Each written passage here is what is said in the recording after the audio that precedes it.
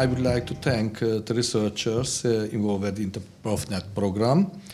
I would especially like to highlight the work of my colleagues, György Marinkás and Balázs Károly, who not only contributed as authors, but also helped the research team. I would like to highlight the help of Professor Nagy, who is the initiator and organizer of ProfNet program and several research topics. The CM management and staff also played an important role in the organization of the conferences and the implementation of research program. Thanks for their work. I truly hope that we have succeeded in creating a special book within the framework of the research program, which presents a specific field of financial regulation in Central European countries from an EU perspective. As the leader of the research team, I was very pleased to work with such excellent colleagues, many of them not for the first time. Several research have already contributed to comprehensive book on financial law in recent years. I also hope that we can continue to work together in the future. Now, I am going to turn to my presentation. The economics of fiscal deficit and public debt, also their effects in a continuous area in economic theory, as Samuelson and Nordhaus explain. The effects are different in the short and the long run. Higher public spending stimulates output and reduce unemployment, so that discretionary fiscal policy can reduce the effects of the economic crisis and promote economic growth. However, according to economic theories, this can only last in the short term, as rising inflation causes monetary policy to interfere in economic processes and raise interest rates. The rise in interest rates put a brake on economic growth due to a fall in investment, output, and consumption. In the long term, government debt reduces the economic growth. Public debt diverts resources away from investment, leads to tax increase, and causes inefficiency in the economy. External debt also diverts economic resources away from the country. It can also put a country in a vicious circle, increasing public debt, increasing interest burden, even higher public debt. Hence, in the long run, a fiscal policy based on rules that curb the growth of public debt or impose a continuous reduction of public debt is beneficial. A rule-based fiscal policy contains the economic policy of the country concerned, which is also facilitated by EU regulation. This type of constitutional and EU rule is also strongly reflected in Hungarian legislation and prevents discretionary fiscal policy from being applied for an unduly long period of time in view of emergency situation. Next question, what are the challenges facing Hungarian fiscal policy? The economic crisis has created a double challenge for fiscal policy on both the revenue and expenditure sides. The tools to address this challenge will be presented by examining both segments. On the revenue side, the crisis has led to declining tax revenue, rising unemployment, falling consumption due to underinvestment, among other factors. On the expenditure side, there will be an increase in expenditure as a result of increased subsidies. At the same time, transfers and structural changes will restructure the budget, which will be reflected in the amendment of the budget law. Both a significant fall in GDP and the rebalancing of the economy will increase public debt, as the public debt ratio is linked to the GDP. The fall in GDP alone will increase the public debt ratio without changing the public debt or deficit in nominal terms. The budget may therefore be affected by the crisis on the revenue side due to revenue shortfalls, and on the expenditure side due to an increase in central budget support. The next question is, how is Hungarian fiscal policy regulated? At present, public debt is well above the constitutional prescribed level, and until the optimal debt level is reached, the Parliament has to adopt a budget aimed at reducing public debt. However, factors affecting the management of public finances may be subject to exceptional situation and serious problems arising from unavoidable external causes. The remedy for which is allowed by the Constitution to derogate from the strict rules, persistent downturn of the national economy, restoration of the balance of the national economy. The rule referring to economic crisis is interpreted in an expansive way by the stability law, which states that any case of decline in the real value of annual gross domestic product in real terms shall be interpreted as a lasting and significant downturn in the national economy. In this case, the stability law allows the government sector deficit to exceed 3% of GDP and the public debt ratio to fall. The economic crisis resulting from the epidemic therefore justifies a derogation from the public debt rule. The increase in public debt is a natural process in the event of the economic crisis, as government overspending and budget support increase the budget deficit. The size of the deficit depends on how the extra resources are used, since of budget money spent efficiently is not only lays the foundation for recovery from the crisis, but also for future economic growth.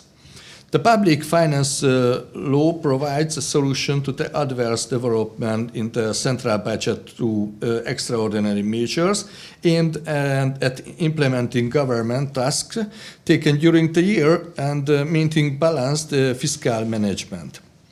The legislature supplements the previous legislation with temporary measures related to the emergency situation and gives the government broad powers to make budgetary expenditures not provided for in the budget law and to impose extraordinary payments.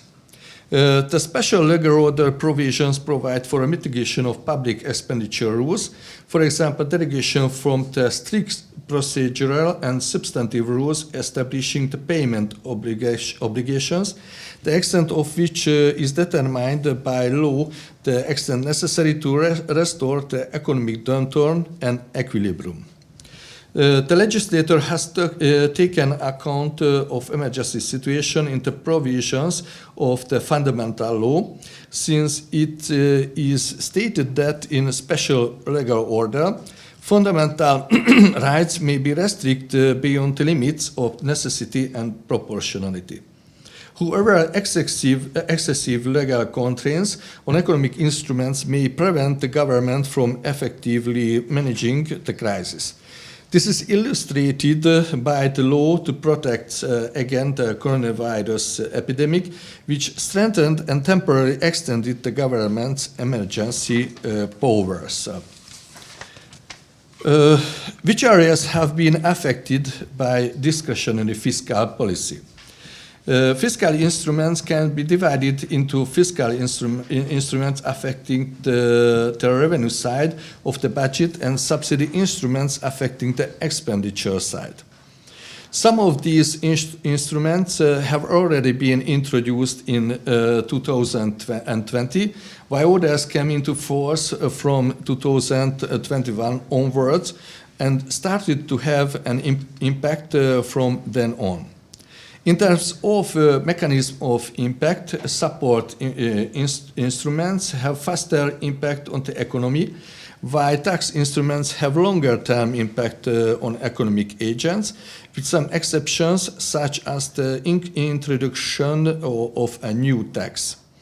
The economic problems caused by the crisis made it necessary to amend the 2020 and 20 budget. In the framework of the economic protection measures, the legislator reallocated several thousand billion forints of budgetary appropriations, creating two separate funds in the budget for epidemical expenditure and for economic protection.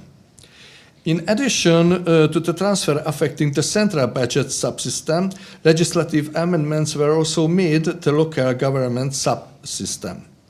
The purpose of the amendment was twofold. On the one hand, to transfer resources to the central budget as revenue from the motor vehicle tax. On the other hand, to reduce the municipal fees and taxes that the government indirectly subsidies for entrepreneurs and individuals.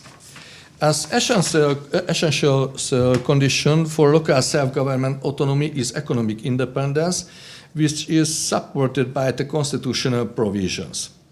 Resources regulation is closely related to the performance of public duties.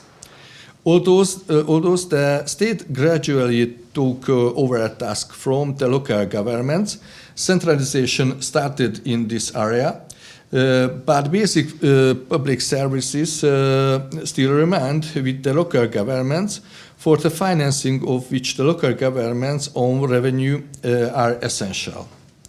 However, the emergency situation overrode the principles, and the states sought to centralize resources and reallocate them to emergency defense and economic protection. This in turn put local authorities in difficult budgetary situation. The government has tried to remedy this by making up the shortfall automatically in the case of smaller municipalities and discretionally in the case of large cities by examining the shortfall on an individual basis. In doing so, the government has imposed a kind of equalization mechanism, taking resources away from better off municipality and giving resources to worse off ones.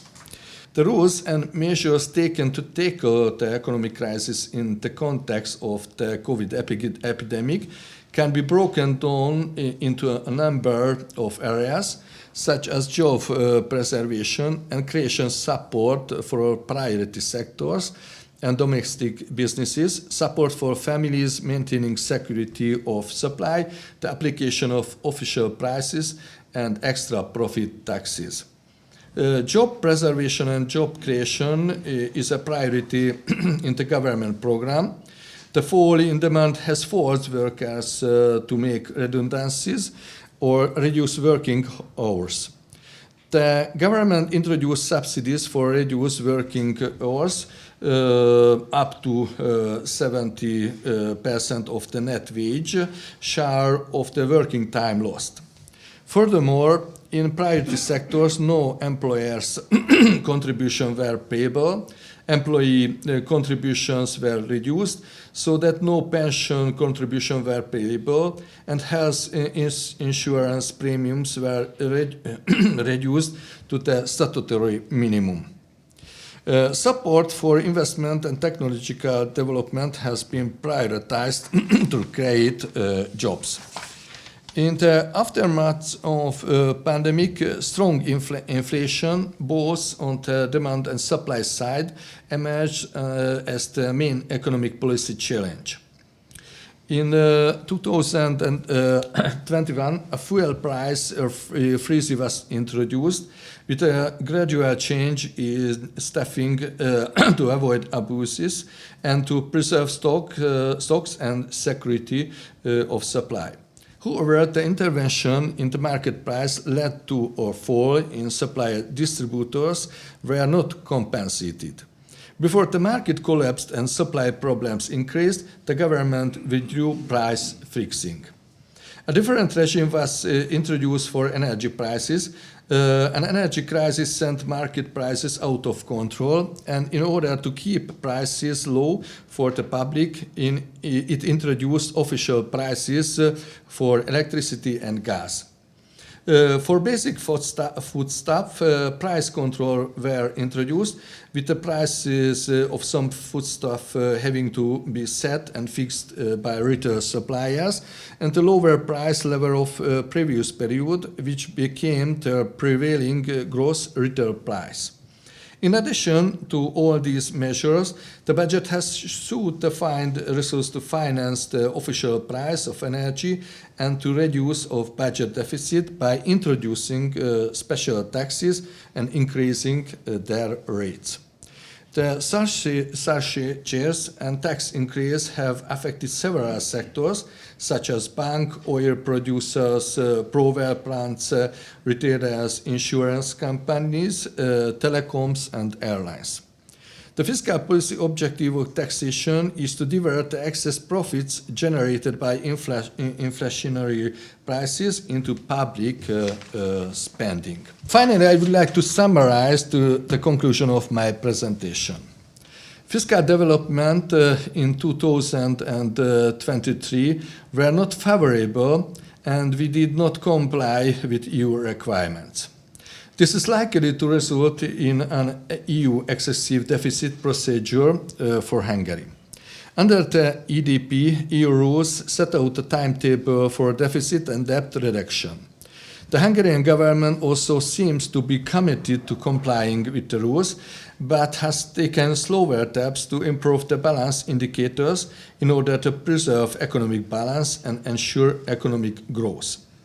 The question is what kind of fiscal policy regulation is enforced by the EU rules, and whether the rule-based budgeting, the foundation of which are found in the Hungarian regulations, will be fully enforced.